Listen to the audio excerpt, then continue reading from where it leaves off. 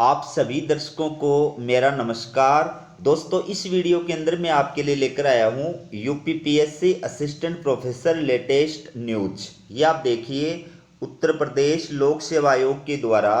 ये 22 जुलाई 2025 को यानी कल देर रात्रि को ये विज्ञप्ति जो है वो जारी की है। और ये विज्ञप्ति किससे संबंधित है? ये है प्रवक्ता राजकीय डिग्री कॉलेज स्क्रीनिंग परीक्षा 2017। तो आपको बता दूं कि ये जो प्रवक्ता राजकीय डिग्री कॉलेज स्क्रीनिंग परीक्षा 2017 है, इसके दो विषय, एक है संगीत वादन तबला और दूसरा है संगीत वादन सितार। ठीक है, तो यहाँ पर सिर्फ मैं तबला के बारे में आपको जानकारी प्रदान कर रहा हूँ क्योंकि दोनों की जो डिटेल है वो सेम है। तो आप चाहे तबला की विज्ञप्ति देखो और चाहे सितार की विज्ञप्ति देखो, बातें दोनों की कॉमन है, इसलिए दोनों विषयों की आपको एक साथ जो है वो जानकारी प्रदान कर रहा हूं। ठीक है, तो आयोग ने क्या कहा है कि इन दोनों विषयों का प्लस जो कॉमन पेपर था सामान्य अध्ययन का, जनरल स्टडीज का, इनके प्रश्न पत्र और आंसर की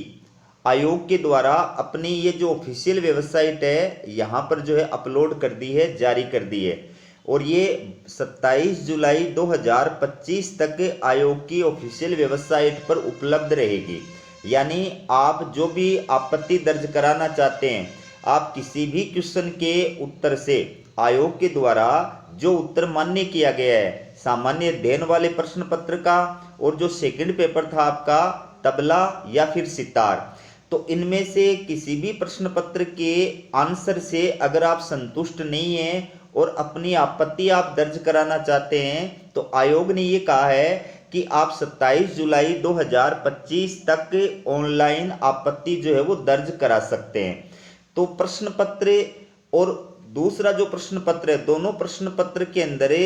जिस सीरियल नंबर से क्वेश्चन नंबर दिए गए हैं, ठीक है, उसी सीरियल नंबर के अकॉर्डिंग आपको जो है आंसर की आपत्ति जो है वो दर्ज करानी है। प्रारूप इसी वीडियो के अंदर आपको दिखाऊंगा, उसी प्रारूप के अंदर दोनों प्रश्न पत्रों की आपको अलग अलग जो है आपत्ति दर्ज करानी है। तो यहाँ पर जो महत्वपूर्ण बात आयोग के द्वारा हाईलाइट की गई है वो एक बार आप देख लीजिए। ये देखिए आप, सही उत्तरों को हाईलाइट व अंडरलाइन आयताकार खाने में कर दिया गया है। जो भी आंसर की जारी की गई है उसमें जो आयोग के द्वारा सही उत्तर माना गया है उसको एक तो हाईलाइट किया गया है और एक आयताकार खाने के अंदर उसको दर्ज किया गया है। तो उससे आपको पता चल जाएगा कि किस क्वेश्चन का आयोग के द्वारा कौन सा उत्तर जो है वो सही माना गया है। ठीक है,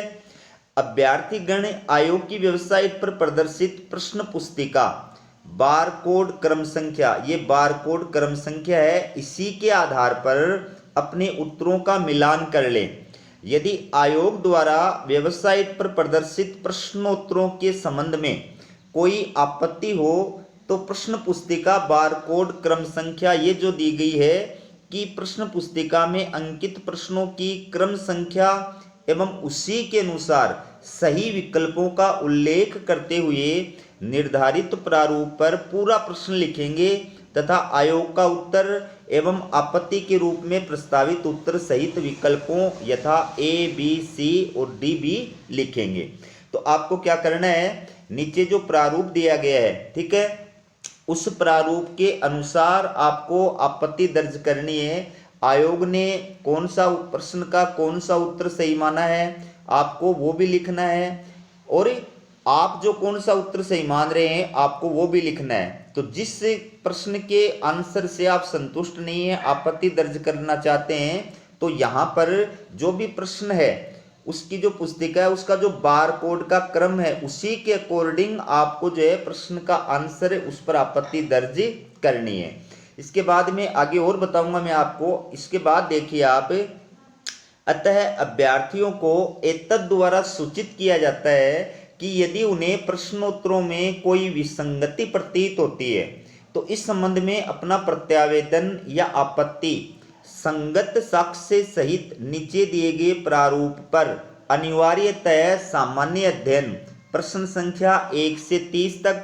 तथा संगीत वादन तबला या संगीत वादन सितार प्रश्न संख्या 31 से 150 तक हेतु अलग अलग प्रत्यावेदन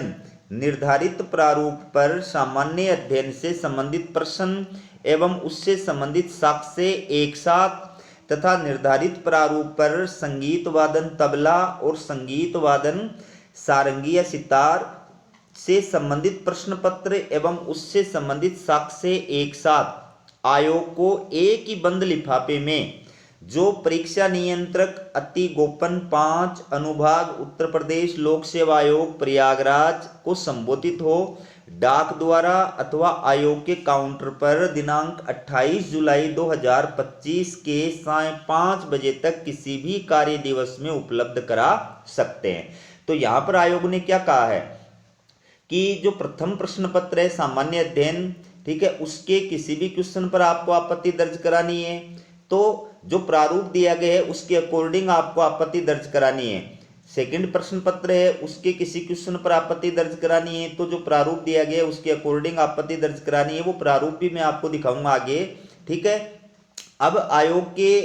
किसी भी क्वेश्चन के उत्तर से आप संतुष्ट नहीं है तो इस प्रकार से निर्धारित प्रारूप के अंदर आप अपनी आपत्ति दर्ज करा सकते हैं, लेकिन दोनों प्रश्न पत्रों की आपको अलग अलग आपत्ति दर्ज करानी है और उसको एक ही लिफाफे में डालना है, ठीक है। आपत्तियां आपको अलग अलग प्रारूप में दर्ज करानी है लेकिन एक ही लिफाफे के अंदर आपको उनको डालना है और लिफाफे के ऊपर आपको जो एड्रेस लिखना है वो क्या लिखना है,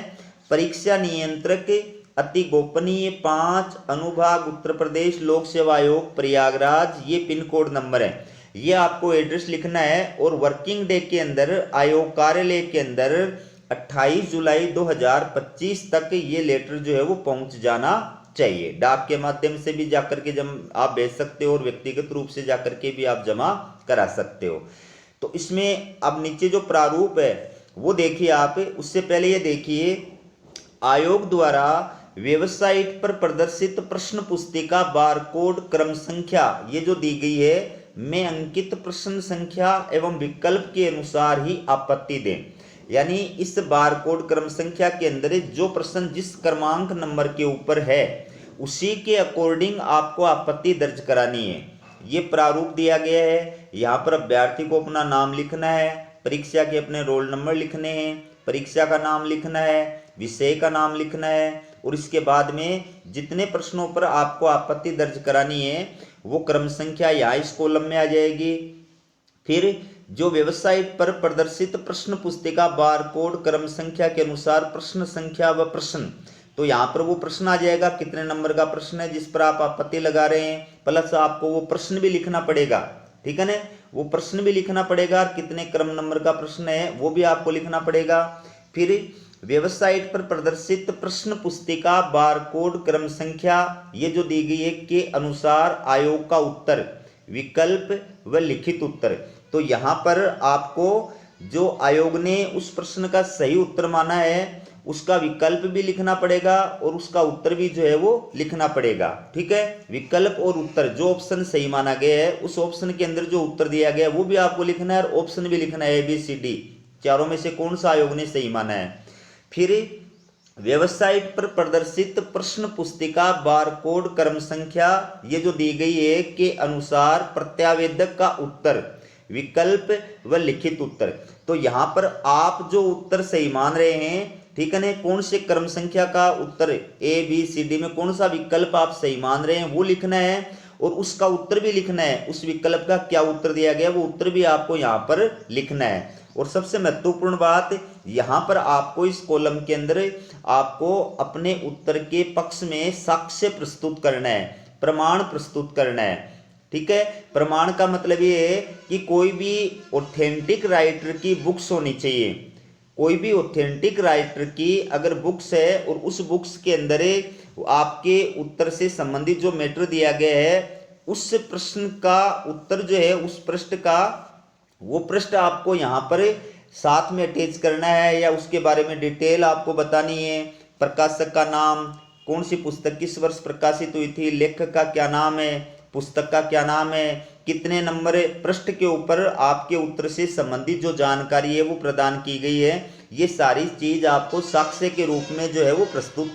करनी है, ठीक है। और यहाँ नीचे आपको जो है अपने साइन करने हैं। तो इसी प्रारूप के अंदर आपको सामान्य अध्ययन का जो पहला पेपर है उसके किसी क्वेश्चन के ऊपर आपत्ति है वो दर्ज करानी है। इसी प्रारूप के अंदर आपका जो सेकंड पेपर है उसके किसी क्वेश्चन पर आपत्ति है वो दर्ज करानी है। ठीक है, एक से अधिक क्वेश्चन के उत्तर से आप संतुष्ट नहीं है तो इसी प्रारूप में आप आपत्ति दर्ज करा सकते हैं, और दोनों आपत्तियों के प्रारूप को आपको एक लिफाफे में डालना है और उसको फिर ऊपर जो बताया गया है उसके अकॉर्डिंग डाक के माध्यम से या व्यक्तिगत रूप से जाकर के 28 जुलाई तक आप आयोग कार्यालय में जमा करा सकते हैं। तो ये थी आपके लिए यूपीपीएससी असिस्टेंट प्रोफेसर से रिलेटेड महत्वपूर्ण जानकारी। इसी प्रकार की जानकारी प्रदान करने के लिए यूपी और बिहार के जो अभ्यर्थी हैं उनसे मेरा विशेष निवेदन है कि इस चैनल पर मैं सिर्फ उत्तर प्रदेश और बिहार असिस्टेंट प्रोफेसर से रिलेटेड जानकारी आपके लिए लेकर आता हूं, इसलिए चैनल को सब्सक्राइब जरूर कीजिएगा। हमारा वीडियो देखने के लिए आप सभी का बहुत बहुत धन्यवाद।